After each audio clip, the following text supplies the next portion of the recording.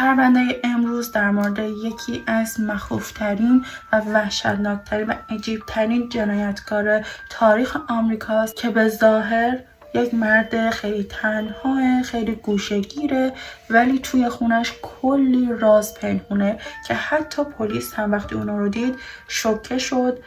دقیق یادم نمیاد.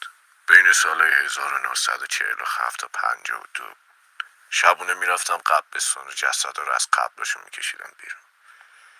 میبردمشون خونه. تیکه تیکه‌شون میکردم. باهاشون وسیله درست میکردم. درست یادم نمیاد. فکر کنم نزدیک 40 بار این کارو کرد.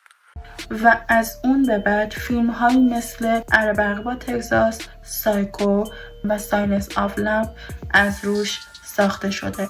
اگه شما علاقه دارین که جزئیات پرونده رو بدونین و بدونین که این شخص کی و چی کار کرده و در نهایت عاقبتش چی شد، ویدیو یوتیوب رو نگاه کنین.